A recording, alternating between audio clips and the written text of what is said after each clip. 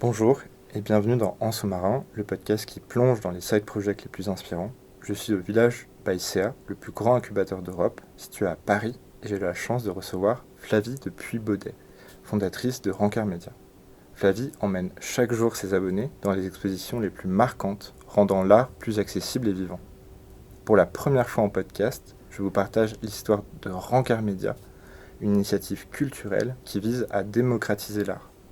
C'est donc un privilège pour moi d'interviewer pour ce deuxième épisode de la saison 2 d'En sous-marin, Flavie. Bonjour. Alors, première question, peux-tu te présenter et présenter ce qui t'a mené vers ton métier de communicante ? Je m'appelle Flavie de Puy-Baudet. J'ai fait un BTS Com un peu par hasard. J'ai choisi ça comme vœu sur Parcoursup en me disant on verra bien. J'irai là où on m'accepte. Et c'est ce BTS Communication qui m'a acceptée. Mais dès le premier jour, je me disais, on verra bien si j'apprécie ou pas. Je sentais que j'allais le sentir ou pas. Et quand j'ai vu nos professeurs, Monsieur Châtelain et Madame Ressier, arriver et présenter les projets professionnels, la Chine, je me suis dit, je crois que c'est fait pour moi. Je crois que c'est exactement bingo. C'est des études qui me correspondent, c'est des études qui me parlent et qui me paraissent pas du tout bullshit, mais vraiment hyper professionnalisantes et dans le vrai. Et donc, je me suis dit, on y va. Et j'ai fait 5 ans d'études là-bas. J'ai fait 5 ans d'études spécialisées sur la communication. Et à la fin, je me suis un tout petit peu dirigée vers la communication dans l'art avec mon mémoire de Master 2. Très bien. Et c'est vrai que toi, tu es dans la création, enfin dans le graphisme. Et c'est quoi un peu ton rapport avec ça ? Comment tu as commencé là-dedans ? C'est drôle, mes parents en avaient besoin. Et du coup, je me suis dit, je vais peut-être vous aider parce que j'ai 2-3 notions grâce au BTS. Mais c'était pas... pendant le BTS et même pendant mon alternance, je voulais pas faire que de la créa. J'avais vu les créas et je me disais, eux, c'est un peu ceux qui sont sur le côté, qui reçoivent les ordres, mais qui ne vont pas trop décider. Alors qu'en fait, je me suis rendu compte maintenant, depuis 2-3 années, que c'est ce qui me faisait le plus vibrer. C'était vraiment ça, de créer, de pouvoir imaginer des campagnes de A à Z dans ma tête. Juste quelqu'un qui vient me voir et qui me dit « Mais comment tu mets en œuvre la vitesse de la connexion Internet ?» Parce que c'est ce que je fais dans mon travail. Et juste, grâce au graphic design, je vais le faire. Et ça, j'avoue, c'est vraiment quelque chose de plaisant. Et mon papa, du coup, a une galerie et j'ai donné envie d'aller aux gens, de faire des expositions en faisant ces affiches. Et c'est comme ça que j'ai commencé le graphic design. Est-ce que tu as un des premiers projets que tu as fait pour tes parents, pour ces galeries que tu t'aimerais partager ? Ouais, j'ai eu la chance, juste après le Covid, en 2021, de faire ma première exposition à 4 mains avec mon père. Et c'est moi qui ai fait toute la communication. Et je crois que c'est là où j'ai compris que j'avais peut-être un potentiel dans ce métier-là. Et en tout cas, que ça me faisait kiffer et que ça faisait kiffer les gens. C'est que les gens ont commencé à demander s'ils pouvaient acheter l'affiche. Et au bout d'une semaine d'expo, quand t'as 50 personnes qui te demandent s'ils peuvent acheter l'affiche, mon père, il a dit « Bon, on est des commerçants, on veut aller imprimer l'affiche et on va la vendre. » Tu te dis, c'est quand même mon travail qui met en avant le travail de l'artiste et cette exposition. Et du coup, je me suis dit, pourquoi pas. Et je vois que ça marche, je vois que les gens ont envie de venir. Et donc, je me suis dit, allez-y, on y va. Et en même temps, je venais de lancer Rancard. Et sur Rancard aussi, je commençais à avoir ma propre direction artistique. Et du coup, c'était intéressant. Et j'ai commencé comme ça, le graphic design. Voilà. Ok, c'est inspirant. Et puis, c'est vrai qu'il y a ce rapport donnant-donnant entre un artiste et la communication qu'il y a derrière. Exactement. Là, j'avais plus de liberté parce que l'artiste était décédé. C'était un hommage pour les 10 ans de sa mort. Et du coup, c'était vraiment moi qui pouvais réinterpréter son travail sans avoir, parce que quand l'artiste est contemporain et encore vivant, souvent l'artiste est là, oh là là, cette typo, elle fait un peu trop jeune, oh là là, moi je veux un peu un truc hyper classique, juste avec de l'empattement. Et ils aiment bien. C'est Times New Roman, je crois que ça s'appelle comme ça. Mais bref, mais du coup, et là j'ai vraiment fait un truc pas du tout classique, hyper moderne. Et ça marchait parce que il n'était pas là pour vérifier. Mais oui, tu as raison, c'est souvent un bon équilibre. Et même avec le galeriste, parce que le galeriste a vraiment son mot à dire, c'est son image aussi de la galerie. Donc souvent, c'est un trio qui est un peu à qui va pouvoir s'acclimater mieux aux autres. Ok, c'est périlleux d'avoir toutes ces données à prendre en compte. Et également, je me demande, qu'est-ce qui t'a donné l'idée de créer Rencard Média ? 2 constatations. La première, que j'avais plein de copains pendant mes études, mais aussi en dehors des études, qui me demandaient comment on s'habille pour aller au musée, comment on va vraiment... quels sont les codes des musées. Et moi, pour moi, les codes, c'était rien de plus classique. Si tu peux payer l'entrée, ou parfois, quand t'as moins de 26 ans, c'est gratuit, tu peux rentrer dans le musée. Et t'as pas besoin de t'habiller normalement. Quand tu vas faire tes courses au supermarché, tu te demandes pas comment tu t'habilles. Là, c'est la même chose. Un musée, c'est vraiment pour soi. C'est si tu as des yeux, et même pas si tu peux ressentir, tu peux aller dans un musée et tu peux aimer un musée. T'as pas besoin d'avoir fait des études d'histoire de l'art, t'as pas besoin de faire tout ça. Et du coup, moi, c'était juste ce constat-là de dire, tu es assez, tu n'as rien d'autre besoin de faire que juste de te prendre toi-même et ton cerveau. Ouais, faut oser aller au musée en fait. Exactement. Okay. C'était la première constatation. Et la deuxième, c'était plus de dire, aujourd'hui, on sait que les jeunes, une des grandes priorités, c'était de faire des dates. Et moi, j'étais convaincue que les musées, c'était des bons endroits pour faire des dates. J'ai fait un date dans un musée. J'ai emmené mon date voir l'exposition Christo et Jeanne-Claude. Et ça a été un très beau résultat. Du coup, pas mal de copains me demandaient, mais tu peux me donner un conseil, quel musée? Il faut que j'ai l'air intéressant, intelligent, il faut que je me montre du mieux possible pendant un date. Et donc, je faisais des petits vocals. Alors, tu vas à l'Atelier des Lumières, alors tu vas au Centre Pompidou. J'essayais de trouver vraiment des endroits où les visiteurs autour n'allaient pas être dérangés, parce que pendant un date, tu peux te découvrir. Aussi bien, t'as besoin de parler, quoi. Tu n'es pas obligé de parler, mais souvent, les dates, ça parle. Et donc, j'essayais de trouver des expositions vraiment qui correspondaient au format date, au Rencard. Et c'est pour ça que Rencard est arrivé, avec ce jeu de mots du date, du rencard, mais en version jeune, le date, avec un T pour les rencards dans les musées. Okay. Voilà, ces 2 constatations, et je me suis dit, on y va. Du coup, c'est un peu des valeurs de faire aimer le musée aux autres, et de les faire s'aimer au musée aussi. Exactement, ouais, il y a vraiment ces 2 côtés, de partager ce moment au musée, mais aussi, pas que d'y aller pour le date, parce que sinon, ça n'a rien, mais d'apprendre quelque chose, et juste de faire des bases solides, d'aller voir une exposition que t'aimes ou que t'aimes pas. Dans tous les cas, tu vas rentrer beaucoup plus en profondeur dans le rencard grâce à l'expo et à l'art. C'est vrai que en fait, il y a un peu ce côté de si en fait tu vas au musée, tu vas te rendre compte de ce que t'aimes et du coup tu vas aimer l'autre personne. Donc... Exactement. Si jamais tu vas au musée et que tu tombes sur quelqu'un qui trouve vraiment l'exposition pas à son goût, tu vas tout de suite savoir si sa vision de quand il n'aime pas quelque chose, s'il va le communiquer de façon très intensive et de façon très virulente, peut-être toi ça va pas t'aller. Et moi par exemple, je pense pas que j'aimerais quelqu'un qui casse tout de suite sans essayer de chercher un peu à comprendre. Et du coup, c'est une très bonne façon de découvrir si oui ou non ce date est fait pour durer. Est-ce que c'est un red flag Exactement. En fonction de comment il réagit? Exactement, si c'est un red flag ou pas. Je vois. Et c'est vrai que je me demande aussi s'il y a une ambition particulière qui t'anime avec ce projet.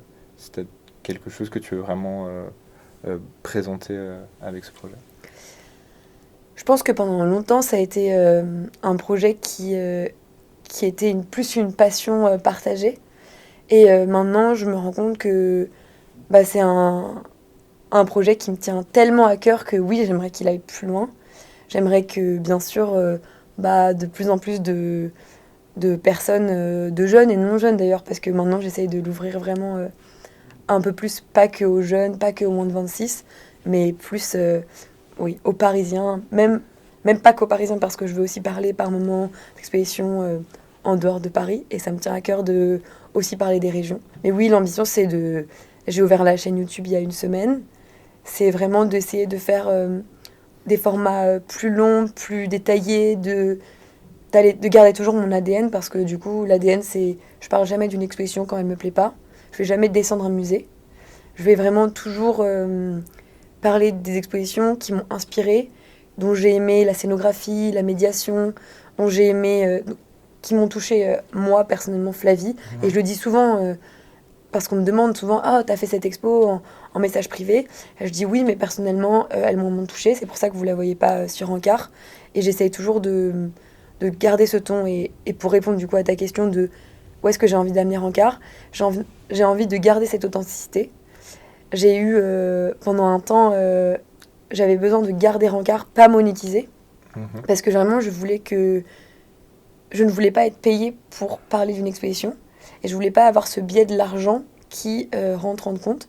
Mais maintenant, je pense que je suis prête et je suis rodée pour accepter ou non une collaboration en fonction de si j'ai aimé ou non l'exposition. Mais dans le monde de l'art, c'est un peu plus compliqué parce que souvent, tu dois signer le contrat avant d'avoir vu l'exposition. Parce que la communication des expositions, elle est faite 1 an avant que l'exposition elle ouvre. Et donc, c'est plus délicat parce que tu rentres dans le budget de communication de l'exposition en tant qu'influenceur culture, mais tu vas pas forcément avoir vu l'exposition, et donc tu dois faire confiance à l'institution, tu dois leur demander plein de détails. Après, je pense que maintenant, comme j'ai envie de commencer à monétiser Encart, j'ai envie de commencer à faire des vidéos en partenariat. Je pense que j'aurai des bonnes discussions avec la communication, de savoir sous quel angle ils ont fait cette exposition. Mais oui, c'est un objectif. Okay. Ça serait un peu un rêve. Ok. Bah, merci pour cette exclue en sous-marin de ta chaîne YouTube. J'espère que nos auditeurs iront directement voir ce que tu fais. Trop gentil. Comment tu sélectionnes les expositions que tu visites et comment tu en fais du contenu ? C'est une très bonne question. Je pense que pour répondre à cette question, je vais parler de Malo. Malo, c'est mon binôme sur Encart. C'est la personne qui a suivi le tout début Encart, même avant que je lance Encart. On allait faire des expositions ensemble, tous les deux. Et il me suivait toujours en me disant « mais vas-y, on va découvrir ». Et maintenant, il en a tellement vu qu'il commence à sélectionner par lui-même, mais surtout les théâtres. Il est très fort en théâtre. Mais c'est vrai que je vais sélectionner les expositions en fonction de moi, ce qui va me plaire, de mes sujets de prédilection. Par exemple, pendant le Covid, donc j'ai lancé Encart pendant le 2e et 3e confinement. Donc tous les musées ont été fermés pendant 7 mois. Donc j'ai dû me réinventer alors que c'était le début de ce projet. Ça a été un peu dur, mais j'ai voulu faire des portraits d'artistes. Je me suis dit que j'allais faire 10 femmes, 10 hommes, et j'ai pas pu citer des femmes. Donc j'ai fait uniquement des portraits d'artistes femmes. Et donc, j'ai une culture qui est très portée sur les artistes femmes. Et donc, forcément, toutes les expositions des artistes femmes, comme je les ai beaucoup étudiées pour Encart pendant ce 2e et ce 3e confinement, bah, je vais les prioriser et j'ai envie d'y aller. Et après, forcément, j'ai des sujets qui m'intéressent plus. L'art moderne, j'aime beaucoup. La photographie, j'aime aussi énormément. Et donc, j'ai les femmes artistes, l'art moderne, l'art contemporain, quand c'est bien fait, j'aime beaucoup. Et je trouve que les musées font des vrais efforts de médiation. Ils mettent des médiateurs à disposition parce que parfois, c'est dur. Par exemple, hier, on était au Maïf Social Club avec Malo et on rentre dans cette exposition qui s'appelle Chaosmos et on voit un astronaute rempli de pièces un peu d'ordinateur et on se dit mais qu'est-ce que c'est que ça ? Et il y avait une médiatrice géniale qui arrive et qui nous dit je vous vois perplexe, est-ce que je peux vous aider ? Et du coup, on a eu cette discussion avec elle et c'était tellement intéressant. C'était des artistes congolais qui avaient tout ce discours hyper engagé sur le fait qu'on prenait les ressources pour faire. Et c'est des artistes du coup congolais qui arrivent et qui... parce que au Congo, il y a des mines où on prend des matériaux très importants qu'on envoie en Chine. Et puis après, la Chine la renvoie en France. Et les pays européens, les pays occidentaux renvoient leurs déchets numériques au Congo. Et du coup, il y a des énormes... décharges. Exactement, ouais. Décharges numériques. Et donc, c'est vraiment, ils prennent ces éléments des décharges et ils en font des costumes et ils vont parler dans ces costumes. Donc, ça fait comme un effet de serre, ils étouffent dans les costumes, surtout qu'il fait très chaud. Et ils vont parler comme ça avec la population pour poser la question, essayer de... Et en fait, avec ces explications, l'œuvre du coup contemporaine, cet astronaute, mais tu te dis, mais en fait, c'est génial, cette œuvre est géniale avec les explications. Et c'est pour ça que j'aime beaucoup les expositions contemporaines quand il y a de la médiation. Il y a des expositions contemporaines, il n'y a pas de médiation, forcément c'est un peu plus dur de rentrer dedans. Mais je peux citer des musées qui font un très bon travail sur la médiation. La Fondation Louis Vuitton, la médiation est complètement gratuite, c'est très très intéressant et les médiateurs sont brillants.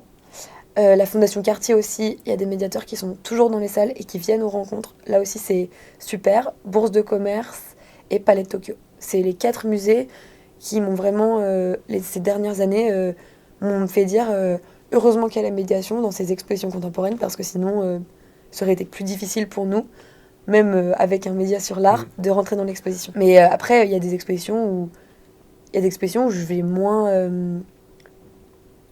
Oui, j'y vais plus parce que je connais l'institution. Je sais que l'institution fait des très belles expositions, mais j'en ai pas beaucoup entendu parler. Là, par exemple, au Palais de Tokyo, je n'avais pas du tout entendu parler de l'exposition. C'est ça s'appelle Joie collective, apprendre à flamboyer. J'y suis allée également. Ah, c'est vrai? Ouais, c'est sur la joie et c'est vraiment super. Et je trouve que c'est un message qui est hyper fort en ce moment, surtout avec l'actualité assez lourde qu'on a. Et c'est vraiment comment collectivement on apprend et on a vraiment cette joie qui revient. Et là, c'est parce que du coup, c'était pas que ça m'intéressait plus que ça. Je sais même pas le titre de l'exposition. C'est parce que je fais confiance à l'institution, au lieu, le Palais de Tokyo. Donc, j'ai été. C'est comme ça que je sélectionne. Et c'est vraiment cette relation de confiance, en fait, entre l'institution et ce qu'ils exposent qui va te dire ok, je vais aller ici et en fait partager l'exposition. Exactement. Ok. Je pense qu'il y a aussi les travails de communication parce que parfois je connais pas les institutions et j'y vais quand même. Là, il y a une super exposition à la Maison de l'Amérique latine qui est complètement gratuite et c'est une exposition. J'avais jamais été dans ce lieu, mais la communication était tellement bonne que je me suis dit pourquoi pas. Voilà, donc parfois la communication aussi fait des miracles et nous donne envie d'y aller quand on n'a pas forcément confiance et quand on n'a pas tissé ce lien avec le musée ou l'institution. Oui, je pense que si c'est qualitatif, tu dis toujours que ça va être bien, quoi. Exactement. Ouais, c'est vrai. Prochaine question. Quelles sont les œuvres ou expositions qui t'ont le plus marqué depuis le lancement de Rancœur Média et pourquoi est-ce qu'elles t'ont marqué? C'est une très bonne question, c'est très large parce que je suis à peu près à 150 expositions par an, donc Wow. ça fait beaucoup. Je pense que je peux parler de une exposition actuelle et une œuvre qui m'a marquée dans le passé. J'ai eu la chance d'aller au Jardin des Tarots. En italien, ça se dit Giardino dei Tarocchi, fait par Niki de Saint-Phal. Et c'est vraiment... moi, j'aime beaucoup l'effet d'expérience. Un peu... Enfin, moi, j'ai été bercée par le palais idéal du facteur cheval. Je sais pas si tu le connais. Près Oui, de c'est à Orange. Montparnasse, non? Ah oui, donc le musée est à Montparnasse et puis Exactement. le château qu'il a construit. Exactement, le palais idéal. J'ai été bercée par ces lieux un peu, par exemple à Chartres, la maison de Picassiette, enfin vraiment les lieux à 360 où c'est des gens qui l'ont fait. Et ce Giardino dei Tarocchi, Jardin des Tarots, fait par Niki de Saint-Phal, c'est vraiment quelque chose de... Enfin, c'est juste un jardin qui ressemble au paradis. Et c'est là où je me suis dit, mais en fait... les artistes femmes, elles n'ont pas juste comme qualité d'être des femmes, elles ont des qualités d'être hyper créatives, de s'être battues et d'avoir elle a fait un jardin qui ressemble à Disneyland, qui tous les jours de l'année amène des milliers de personnes, des milliers de visiteurs qui viennent voir des sculptures faites avec des petits bouts de mosaïque très très colorés et très vibrants. Et quand je me suis retrouvée dans ce jardin, je me suis dit, ok, je comprends pourquoi je fais ça, je comprends pourquoi j'ai lancé Rancard et je comprends pourquoi je me suis spécialisée sur les artistes femmes.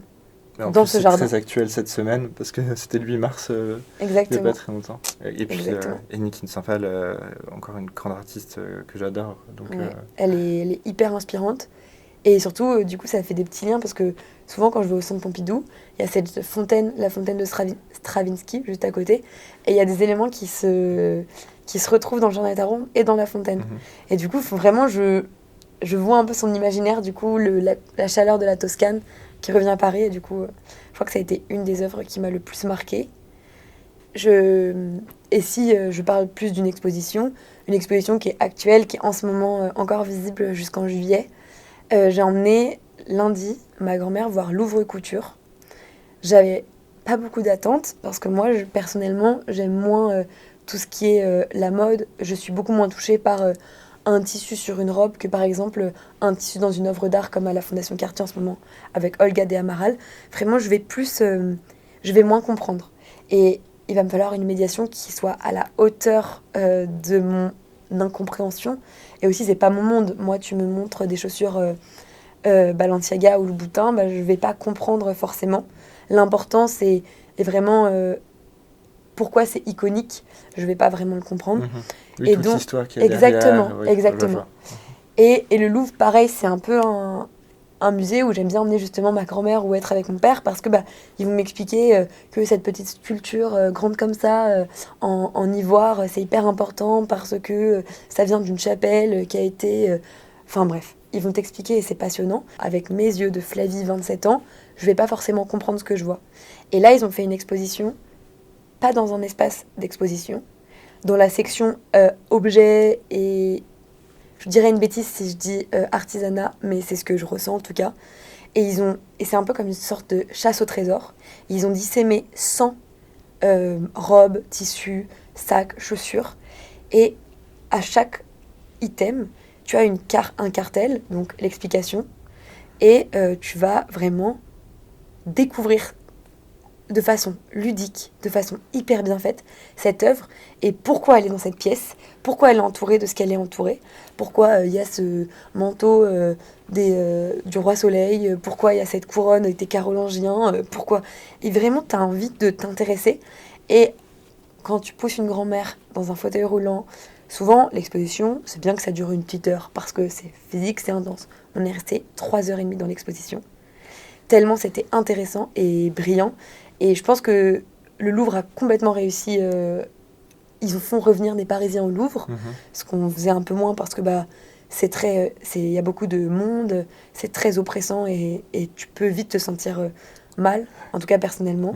Mais du coup, là, ça marche tout à fait. On redécouvre une elle qu'on ne connaît pas forcément, parce que tu vas pas forcément dans ces petits objets du 18e de ton plein gré. En tout cas, je n'y suis jamais allée. Et donc ça marche super bien avec ces collections, ces robes qui sont hyper contemporaines, hyper modernes. Il y a une robe de Balenciaga justement qui est mise en face d'une armure. Et c'est vraiment ce parallèle et c'est vraiment juste génial. Et du coup je pense que c'est des expositions comme ça qui me marquent, où la médiation, les œuvres sont super intéressantes, mais aussi la scénographie, où tu as vraiment l'impression d'en prendre plein les yeux et de dire waouh, c'est magnifique. Puis c'est facile à comprendre en fait. Enfin, oui, tu disais ludique, en fait. Exactement. Tu vas avoir un échange, en fait. Les deux expos qui m'ont vraiment marqué et qui me viennent en tête. Après, forcément, en ce moment, il y a Suzanne Valadon. C'est une artiste que j'ai énormément étudiée pour mon mémoire de 2e année. Parce que elle est autodidacte. C'est une femme dans les années 1920-30 qui a représenté avec son regard de femme des femmes nues. Et même, ça a été la première femme à représenter un homme nu. Pas plus d'une semaine parce qu'on lui a demandé de recouvrir le sexe d'une petite fleur. C'était Adam et Ève. Mais du coup, non, ça, c'est des expositions comme ça de femmes artistes. C'est très important pour moi de les voir et ça me marque beaucoup. Mais il faut que ça soit bien fait. Et souvent, j'ai un peu un avis critique. Donc, il y a des moments où je peux être déçue. Mais là, j'ai pas du tout été déçue. Suzanne Valadon au Centre Pompidou, c'était juste magique. Ok. Donc le Louvre, allez-y, absolument. Ouais. Et Centre Pompidou, allez voir Suzanne Valadon. Exactement. Ok, ça marche. Ok. Qui est en train de fermer en plus, donc c'est l'occasion. Exactement. Il ferme pour 5 ans. Okay. Dimanche, on ne pourra plus voir les collections permanentes. Et les expositions temporaires restent jusqu'à fin juin. Et ça va vraiment me manquer. C'est un de mes musées préférés. C'est un musée qui a fait un travail remarquable sur les femmes artistes, qui s'est entouré de gens qui étaient investis dans le sujet, comme Aware. Aware, c'est une plateforme pour les femmes artistes. C'est un peu un Wikipédia des artistes femmes. Et c'est vraiment génial. C'est essentiel à leur redécouverte. Et pour faire cette exposition sur Suzanne Valadon, c'est eux qui ont aidé à faire les textes. Et donc, dans tous les textes de chaque œuvre, tu vois que tu as une petite touche d'humour, tu vois que tu as envie de les lire. Et c'est ça, en fait. C'est donner envie aux visiteurs de lire un cartel et de poser sa tête et de rentrer dans l'exposition et pas juste survoler en disant ok, c'est beau, mais qu'est-ce que ça veut dire? Ouais, c'est pour ça que j'aime bien. C'est léger et puis ok. Exactement. Ok, petit sujet fort. Alors pour conclure, donc tout d'abord merci Flavie pour cette plongée dans ton side project Rancard Media et pour ton regard sur l'écosystème culturel. J'espère que cette conversation vous inspirera à vous aussi lancer votre projet, qu'il soit artistique ou non. Flavie, un dernier conseil pour ceux qui hésitent à franchir le cap?